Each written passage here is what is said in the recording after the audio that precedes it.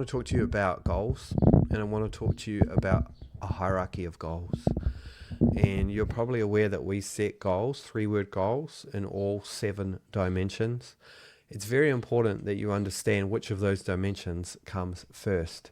And I think the same dimension should come first for all of us. There's some debate about the others. But what I want to tell you is that your physical goal, how you treat your body, how you prioritize your health, is the most important goal of all. And so if you only have 1 hour in one day and you can only work on one thing, you must work on your physical health. Too often people say, I don't have time to work out or exercise. I've been there. I know what it's like, but it's actually not true. If you were to scroll through your phone, you could see you spent 3 or 4 hours a day scrolling on social media. You have enough time. It's just not a priority. The genius inside of you, the goodness inside of you, the skills inside of you, the care inside of you, the love inside of you, it doesn't exist if you don't have a physical body. And it can only reach the level that your physical health allows it to reach. And so we need to get fucking serious in 2026 about prioritizing our physical health. And I'm very aware that the assumption could be made that I am like the reformed, physically healthy person that is now looking down on everyone who's not physically healthy. That's not the case. I've just realized very clearly that it's impossible for you or I to be at our optimum, to operate at our highest level, if we are not fully fit or as healthy as we could be for our age, our health issues, etc. So the question is, how will you be fully healthy in 2026? What does that look like for you? All right, so I got that off my chest. Let's jump in. Let's look at the hierarchy of goals. So I think of it like this. Again, little triangle, physical goals. Therapists say if they could only do one thing with a patient, the first thing they would do is they would get them in motion physically, because it changes their psychology. Next thing I think is financial goals. It's really hard to be fully yourself when you're stressed, when you're out of control financially. The next thing is relational goals. You need to be surrounded by people who love you. The next thing here is business goals or career goals. The next thing here is your reputation. The next thing here is your creative goals. This is how I work it. And the next thing here is fun goals. And so I want to find time in my week, and I want you to find time in your week for all of these things. But if you only have 1 hour, make sure you do this. Make sure you take care of your body. Make sure you take care of your body. If you only have a little bit more time, make sure you take care of your finances. It will stress you out.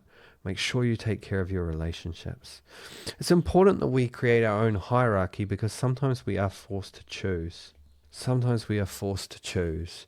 And there's been times where I've had to say, go to the hospital, right?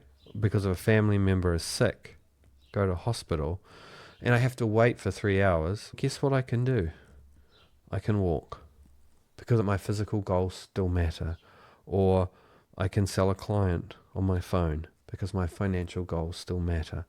And so what we need to understand is we're in control here of making sure that all of our goals are met. And we need to be clear on what we're going after in every single one of these dimensions. So 18 months ago, this is a 5 kilo, like 12 pound weight. I've actually lost 4 of these off my body. And I probably couldn't even do this 18 months ago, when I sat on a rock and I decided I need to get my body in motion. And when you're thinking about your 3-word goal for your physical body, a transformation that you want for your health, make sure that it's not too safe. Make sure that it scares you a bit. I couldn't even tell anyone for 2 months, because my goal scared me so much. I said I want to be the fittest, strongest and fastest I'd ever been in my life at 50, and I called it Fittest at 50. And it scares me because I was very fit when I was 15, and I could run 1,500 meters, nearly a mile, in 4 minutes and 40. And when I went to run it as a pudgy 49-year-old, it took me 8 minutes. And my kids said, Dad, that's not running. That's barely walking. And so I had a lot of progress to make. Now I'm down to about 6 minutes. I've got 5 months to go. I reckon I can get there. But it has to be a challenging goal that forces you to get in motion. It scares you enough to get you out of bed. Don't choose a physical goal. I just want to stay healthy. I want to eat pretty good. Fuck that. Choose something that scares you. Dream big. Go for the mountain. Don't climb the little hill behind the house. Climb the mountain where everyone says the view is amazing. Does this make sense? Why don't you type a physical goal underneath this video? Something that you think you'd like to give a try. Something you'd give a crack to.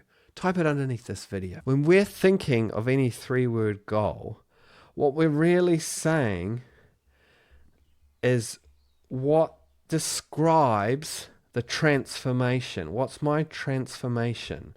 Which is why a bad goal, bad is something you can already do. That's not a goal. A goal requires transformation. And so as you think about your physical goal, what's the top of the mountain story that you're going to be telling with your life? A year ago, I could not do X, but now I can do X, Y, Z. How are you going to transform your life? Are you going to run your first marathon? Okay, how fast? Get specific. 4-hour marathon, right? Or 7-hour Ironman. Or black belt karate. Or swimming, world swimming games. I don't know. Choose goal and make your story remarkable. Reach for the fucking stars. Otherwise, you are not climbing a mountain. You are either walking on the flat or falling downhill, which anyone can do. Real talk.